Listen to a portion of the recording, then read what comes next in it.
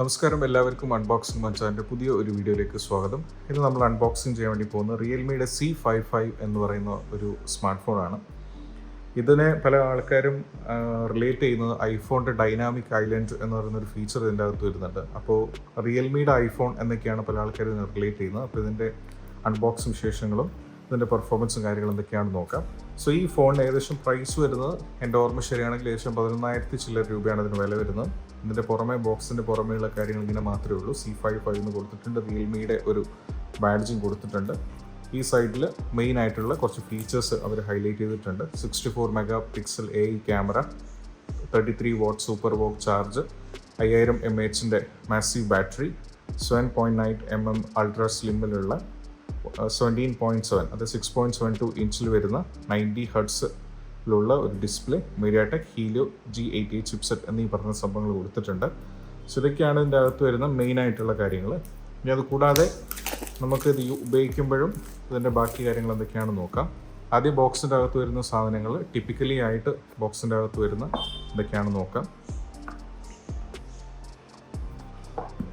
മെയിനായിട്ട് ബോക്സിൻ്റെ അകത്ത് സാധാരണ എപ്പോഴും കണ്ടുവരുന്ന പോലെ തന്നെ നമുക്ക് വരുന്നൊരു ഇജക്റ്റിംഗ് ടൂള് സിമ്മിൻ്റെ വരുന്നുണ്ട്. അതുകൂടാതെ നമുക്ക് ഒരു കേസ് അവർ കൊടുത്തിട്ടുണ്ട്, ഒരു റിയൽമിയുടെ ക്വിക്ക് ഗൈഡ് കൊടുത്തിട്ടുണ്ട്. അതുകൂടാതെ ഒരു സേഫ്റ്റി ഗൈഡും നമുക്ക് ഉപയോഗിക്കാൻ വേണ്ടി പറ്റുന്ന ഒരു പ്ലാസ്റ്റിക് കവറിലുള്ള ഒരു കേസും കൊടുത്തിട്ടുണ്ട്. ഇനി അതിൽ മാറ്റി നിർത്തി നമ്മൾ നോക്കുകയാണെങ്കിൽ നമുക്കിതിൻ്റെ അകത്ത് വരുന്ന കാര്യങ്ങൾ എന്തൊക്കെയാണെന്ന് വെച്ച് കഴിഞ്ഞാൽ നമുക്കൊരു ഞാൻ നേരത്തെ പറഞ്ഞ പോലെ ഒരു 33 വാട്ടിൻ്റെ ഒരു അടിപൊളി ചാർജർ ഇതിൻ്റെ അകത്ത് വരുന്നുണ്ട്. അതാണ് മെയിനായിട്ട് വരുന്നത്. 33 വാട്ടിൻ്റെ ഒരു ചാർജർ വരുന്നുണ്ട്. നമുക്ക് ഏകദേശം 29 മിനിറ്റ് കൊണ്ട് കംപ്ലീറ്റ് ആയിട്ട് നമുക്കൊരു 50% ചാർജൊക്കെ ചെയ്തെടുക്കാൻ പറ്റും. USB Type-C ആണ് കേബിൾ വരുന്നത്. സോ ഇതാണ് ബോക്സിൻ്റെ അകത്ത് വരുന്ന മെയിനായിട്ട് വരുന്ന കാര്യങ്ങൾ. ഇനി അത് മാറ്റി നിർത്തി നമ്മൾ സ്മാർട്ട് ഫോണിലോട്ട് നമ്മൾ കംപ്ലീറ്റ്ലി ഫോക്കസ് ചെയ്യുകയാണെങ്കിൽ ഇതിൻ്റെ അകത്ത് വരുന്ന വിശേഷങ്ങൾ എന്തൊക്കെയാണെന്ന് നമുക്ക് നോക്കാം. സോ അതാണ് നമ്മളിനി നോക്കുന്നത്. സോ ബേസിക്കായിട്ട് ഇങ്ങനെയാണ് സ്മാർട്ട് ഫോൺ കിടക്കുന്നത്. നിങ്ങൾ കാണാൻ പറ്റും, ഒരു സ്ലിം ഡിസൈനാണ് അല്ലേ. നമുക്ക് കൈയുടെ അകത്തൊക്കെ പിടിക്കാൻ പറ്റുന്ന രൂപത്തിൽ തന്നെയാണ്, വളരെ സ്ലിം ആയിട്ടുള്ള ഡിസൈനാണ് അവർ ചെയ്തിരിക്കുന്നത്. ഇതിൻ്റെ അകത്ത് വരുന്നത് വെച്ച് കഴിഞ്ഞാൽ ഒരു ഡൈനാമിക് ഐലൻഡ് എന്ന് പറയുന്ന ഒരു കോൺസെപ്റ്റ് അവർ കൊണ്ടുവന്നിട്ടുണ്ട്. അത് നമുക്ക് അതിലോട്ട് വരാം. ഇതിൽ കൂടാതെ നമുക്ക് ഏകദേശം ഒരു എന്താ പറയുക, ഒരു ഫസ്റ്റ് നമ്മൾ ഉപയോഗിക്കുമ്പോഴൊക്കെ നമുക്കൊരു വളരെ ഈസി ടു യൂസ് ആയിട്ട്, അല്ലെങ്കിൽ ഒരു ബോക്സി ടൈപ്പിലുള്ള ഒരു സ്ലിം ആയിട്ടുള്ള ഡിസൈനാണ് തോന്നുന്നത്. വലിയ വെയിറ്റ് ഒന്നും നമുക്ക് തോന്നുന്നില്ല. ഏകദേശം ഇതിൻ്റെ ഭാരം വരുന്നത് തന്നെ ഏകദേശം 189.54 ഗ്രാമാണ് വെയിറ്റ് വരുന്നത്. ഏകദേശം 7.89 മില്ലിമീറ്ററാണ് തിക്നെസ് തന്നെ വരുന്നത്. അതുകൂടാതെ തന്നെ ഏകദേശം 6.72 ഇഞ്ചാണ് ഡിസ്പ്ലേ വരുന്നത്. ഇതിൻ്റെ സ്മാർട്ട് ഫോണിൻ്റെ ഡിസ്പ്ലേ വരുന്നത് തന്നെ ഏകദേശം ആ ഒരു സൈസിലാണ്. ഇനി 90 ഹെർട്സ് ആണ് റിഫ്രഷ് റേറ്റ്. നേരത്തെ ഞാൻ പറഞ്ഞ പോലെ തന്നെ അത്യാവശ്യം നല്ല റിഫ്രഷ് റേറ്റ് ആണ് എന്നുള്ളൊരു സംശയമില്ല. നമുക്ക് ഏകദേശം 680 ആണ് ഇതിൻ്റെ ബ്രൈറ്റ്നസ് വരുന്നത്. അത് കുഴപ്പമില്ലാത്ത ഒരു ബ്രൈറ്റ്നസ് ആണ്, ഒരുപാട് നല്ലതാണെന്ന് പറയുന്നതിന് കുഴപ്പമില്ല. ഇനി ഇതിൽ ഉപയോഗിച്ചിരിക്കുന്ന പ്രോസസ്സർ എന്ന് പറയുന്നത് ഒരു മീഡിയാടെക് ഹീലിയോ G88 എന്ന് പറയുന്ന പ്രോസസ്സറാണ്. ഇത് 4G സ്മാർട്ട് ഫോണാണ്. ആ ഒരു കാര്യം എനിക്ക് ഇച്ചിരി സംശയം തോന്നുന്നു. കാരണം ഇനി വരും അപ്കമിങ്ങിൽ വരുന്ന എല്ലാ സ്മാർട്ട് ഫോണുകളും 5G സപ്പോർട്ടഡ് ആയിരിക്കും. അപ്പോൾ ഇതവർ എന്തുകൊണ്ട് ചെയ്തു എന്ന് എനിക്കറിയില്ല. അവർ ചില ഇത് 5G ആയിട്ട് ഇറക്കണമായിരുന്നു എന്നുള്ള ഒരു സജഷനുണ്ട്. പക്ഷേ ഇത് 4G ആണ് സപ്പോർട്ടഡ് ആയിട്ടുള്ളത്. ഇനി അത് കൂടാതെ നമുക്ക് ഈ വേരിയൻറ്റ് വരുന്നതിൻ്റെ അകത്ത് നമുക്ക് 8GB 12GB ഇതിലാണ് വരുന്നത്. നമുക്ക് LDDR4X എന്ന റാമാണ് ഇതിൽ ഉപയോഗിച്ചിരിക്കുന്നത്. സോ ബേസിക്കായിട്ട് നമുക്ക് ടേൺ ഓൺ ചെയ്യുമ്പോഴൊക്കെ ഈ രൂപത്തിലാണ് ബേസിക്കായിട്ട് വരുന്നത്. ഇത് ബേസിക്കായിട്ടുള്ള നമ്മൾ സാധാരണ നമ്മൾ ചെയ്യുമ്പോഴുള്ള നമ്മുടെ കാര്യങ്ങളാണ്, സെറ്റപ്പ് ചെയ്തെടുക്കാനുള്ള കാര്യങ്ങളൊക്കെ ഇതിൻ്റെ അകത്ത് അത്യാവശ്യം നല്ല രീതിയിൽ തന്നെയാണ് എന്നുള്ളതിൽ നമുക്ക് സംശയങ്ങളൊന്നുമില്ല.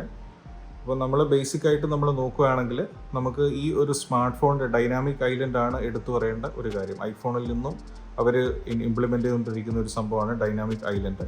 സോ അത് എത്രത്തോളമാണെന്ന് നമുക്ക് നോക്കാം. ബാക്കി പെർഫോമൻസിൻ്റെ കാര്യങ്ങളൊക്കെ നിങ്ങൾ നോക്കുകയാണെങ്കിലൊക്കെ അത്യാവശ്യം നല്ല രീതിയിൽ തന്നെ ആണ് ഈ സ്മാർട്ട് ഫോൺ നിൽക്കുന്നത് എന്നുള്ളതിൽ നമുക്ക് സംശയങ്ങളൊന്നുമില്ല. ഇനി ഇതിൻ്റെ ബാറ്ററി വരുന്നത് ഏകദേശം 5000 mAh ആണ് ബാറ്ററി ബാക്കപ്പ് വരുന്നത്. ഏകദേശം നമുക്ക് ഒരു ചാർജിങ് ഒക്കെ ആണെങ്കിൽ ഏകദേശം വളരെ ഫാസ്റ്റ് തന്നെ നമുക്ക് ഇതിൽ ഉപയോഗിച്ചിരിക്കുന്ന ഇത് ഉപയോഗിച്ചുകൊണ്ട് തന്നെ നമുക്ക് ഏകദേശം വളരെ ഫാസ്റ്റായിട്ട് നമുക്ക് ചാർജ് ചെയ്തെടുക്കാൻ പറ്റും. സോ ഈ രൂപത്തിലാണ് ഇത് ചെയ്തിരിക്കുന്നത്. പിന്നെ അതുകൂടാതെ തന്നെ നമുക്കിതിൻ്റെ യൂസർ ഇൻ്റർഫേസ് ഒക്കെ നമ്മൾ നോക്കുകയാണെങ്കിൽ നമുക്ക് റിയൽമിയുടെ ലേറ്റസ്റ്റ് ആയിട്ടുള്ള UI4 എന്ന് പറയുന്ന യൂസർ ഇൻ്റർഫേസ് ആണ് ഉപയോഗിച്ചിരിക്കുന്നത്. നമുക്ക് Android 13 ഇതിൽ സപ്പോർട്ടഡ് ആവും. ഇനി ഇത് ഉപയോഗിക്കുമ്പോഴൊക്കെ നമുക്ക് വളരെ സ്മൂത്തായിട്ട് തന്നെയാണ് ഇത് വർക്ക് ചെയ്തത്. യൂസർ ഇൻ്റർഫേസ് നമുക്ക് എനിക്ക് തോന്നുന്നു യൂസർ ഇൻ്റർഫേസ് ഏകദേശം വരുന്നത് UIയുടെ അത്യാവശ്യം നല്ല രീതിയിൽ തന്നെയുള്ള റിയൽമിയുടെ തന്നെ ഒരു യൂസർ ഇൻ്റർഫേസ് ആണ് ഇതിൻ്റെ അകത്ത് വരുന്നത്. അതുപോലെ തന്നെ ആൻഡ്രോയിഡ് 13 നമുക്കിത് സപ്പോർട്ടഡ് ആണ്. 2 മേജർ അപ്ഡേറ്റും കൂടാതെ നമുക്ക് 3 വർഷത്തെ സോഫ്റ്റ്വെയർ അപ്ഡേറ്റും അവർ നമുക്ക് ഇതിൻ്റെ അകത്ത് അവകാശപ്പെടുന്നുണ്ട്. ഇതാണ് ബേസിക്കായിട്ട് നമുക്ക് ഇതിൻ്റെ അകത്ത് വരുന്ന സംഭവങ്ങൾ എന്ന് പറയുന്നത്. ഇനി നമുക്കിത് യൂസ് ചെയ്യുന്ന സമയത്തേക്ക് വളരെ നല്ല സ്മൂത്ത് തന്നെയാണെന്നുള്ളൊരു സംശയങ്ങളൊന്നുമില്ല. ഞാൻ നേരത്തെ പറഞ്ഞ പോലെ തന്നെ ഇതിൻ്റെ പ്രോസസ്സർ എന്ന് പറയുന്നത് MediaTek Helio G88 എന്ന് പറയുന്ന പ്രോസസ്സറാണ് ഇതിൻ്റെ അകത്ത് വരുന്നത്. ഇനി അത് കൂടാതെ മറ്റൊരു പ്രശ്നമായിട്ട് ഇപ്പോഴൊന്നല്ല മുമ്പും പലപ്പോഴും തോന്നിയിട്ടുള്ളതെന്ന് വെച്ച് കഴിഞ്ഞാൽ ഇതിൻ്റെ അകത്ത് ഒരുപാട് ബ്ലോട്ട്വെയർസ് അവർ ഇതിൻ്റെ അകത്ത് കൊണ്ടുവന്നിട്ടുണ്ട്. ഫസ്റ്റ് പാർട്ടി ആപ്സ് ഒക്കെ ഇതിൻ്റെ അകത്ത് വന്നു. ഇപ്പോൾ ഞാൻ ഇത് സെറ്റപ്പ് ചെയ്യുന്ന സമയത്ത് നിങ്ങൾ കണ്ടു കാണും, ഒരുപാട് ഇവിടെ തന്നെ ഇപ്പോൾ ഓൾറെഡി പല കാര്യങ്ങളും റണ്ണിങ്ങിലാണ്, പലതും ചോദിച്ചുകൊണ്ടിരിക്കുകയാണ്. അപ്പോൾ ഇത്തരത്തിലുള്ള പ്രശ്നങ്ങൾ എപ്പോഴും ഈ സ്മാർട്ട് ഫോണിലെന്നല്ല ഇത്തരത്തിലുള്ള എല്ലാ സ്മാർട്ട് ഫോണുകളും വരാറുണ്ട്. ഒരുപാട് ബ്ലോട്ട്വെയർസ് അവർ തന്നെ കൊണ്ടുവരും. അത് ശരിക്കും നോക്കിക്കഴിഞ്ഞാൽ നമുക്ക് ഇറിറ്റേഷനായിട്ട് വരുന്ന സമയങ്ങളൊക്കെ വരാറുണ്ട്. ഇനി അത് കൂടാതെ നമ്മൾ മറ്റു ഇതിലോട്ട് നോക്കുകയാണെങ്കിൽ നമുക്ക് ഞാൻ നേരത്തെ പറഞ്ഞ പോലെ തന്നെ നമുക്ക് അത്യാവശ്യം നല്ല രീതിയിലുള്ള പെർഫോമൻസും കാര്യങ്ങളൊക്കെയാണ്. ഇനി എടുത്തു വരേണ്ട മറ്റൊരു കാര്യം എന്ന് പറയുന്നത് ഇതിൻ്റെ അകത്ത് വരുന്ന ക്യാമറകളാണ്. ഇതിൻ്റെ അകത്ത് ഏറ്റവും എടുത്തു വരേണ്ട മറ്റു കാര്യം എന്ന് പറയുന്നത്, അതായത് ഏകദേശം 64 മെഗാ പിക്സലിൻ്റെ ഒരു പ്രൈമറി ക്യാമറ നമുക്ക് വരുന്നുണ്ട്. ഇതിൻ്റെ അകത്ത് തന്നെ നമുക്ക് 22 മെഗാ പിക്സലിൻ്റെ ഡെപ്തും നമുക്ക് ഇതിൻ്റെ അകത്ത് വരുന്നുണ്ട്. ഇനി അത് കൂടാതെ നമുക്ക് സെൽഫി ക്യാമറയിലോട്ട് നമ്മൾ നോക്കുകയാണെങ്കിൽ നമുക്ക് ഏകദേശം 8 മെഗാ പിക്സലിൻ്റെ ഒരു അടിപൊളി ക്യാമറയാണ് ഇതിൻ്റെ അകത്ത് വരുന്നത്. നമുക്ക് ഈ പറയുന്ന ക്യാമറകൾ ഉപയോഗിച്ചുകൊണ്ട് നമുക്ക് ഒരു 180pയിലുള്ള 60 ഫ്രെയിം സെക്കൻഡിലുള്ള ഇത് നമുക്ക് ഷൂട്ട് ചെയ്തെടുക്കാൻ പറ്റും.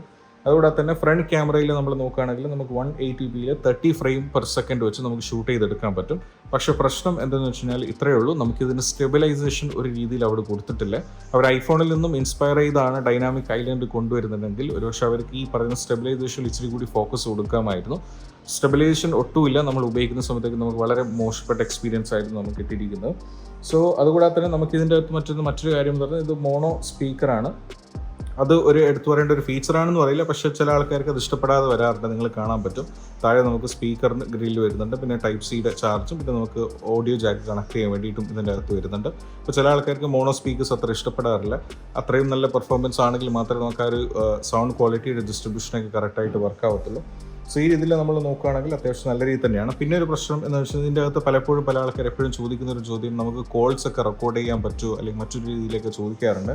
നമുക്കിതിൻ്റെ അകത്ത് നമുക്ക് ഡയലർ എന്ന് പറയുന്ന ആപ്പ് ഉപയോഗിച്ചുകൊണ്ട് നമുക്ക് കോൾസൊക്കെ ഓട്ടോ ആയിട്ട് നമ്മൾ ആരെങ്കിലും വിളിക്കുകയോ സംസാരിക്കുകയോ ചെയ്യുന്ന എല്ലാ കാര്യങ്ങളും നമുക്ക് ഓട്ടോമാറ്റിക്കായിട്ട് റെക്കോർഡ് ചെയ്തെടുക്കാൻ പറ്റും. സോ ബേസിക്കായിട്ട് നമ്മൾ നോക്കുകയാണെങ്കിൽ അത്യാവശ്യം നല്ല രീതിയിലുള്ള ഒരു സ്മാർട്ട് ഫോൺ തന്നെയാണ് എന്നുള്ളൊരു സംശയങ്ങളില്ല. പക്ഷേ 2-3 കാര്യങ്ങളുടെ ഒരു പ്രശ്നം അതായിരുന്നു, ഒരുപാട് ബ്ലോട്ട്വെയർസ് ഇതിൻ്റെ അകത്ത് വരുന്നുണ്ട്. നമുക്ക് ടേൺ ഓഫ് ചെയ്തെടുക്കാൻ പറ്റും. അതുകൂടാതെ നമുക്ക് ഡൈനാമിക് ഐലൻഡ് നല്ല രീതിയിൽ തന്നെ വർക്ക് ചെയ്തിട്ടുണ്ട്, അത് കുഴപ്പമില്ല, അത് അപ്രീഷിയേറ്റ് ചെയ്യുന്നു. പക്ഷേ വീഡിയോയിലോട്ട് വരുമ്പോൾ അവർ ഒരു രീതിയിലുള്ള സ്റ്റെബിലൈസേഷൻ ഇതിൻ്റെ അകത്ത് കൊടുത്തിട്ടില്ല.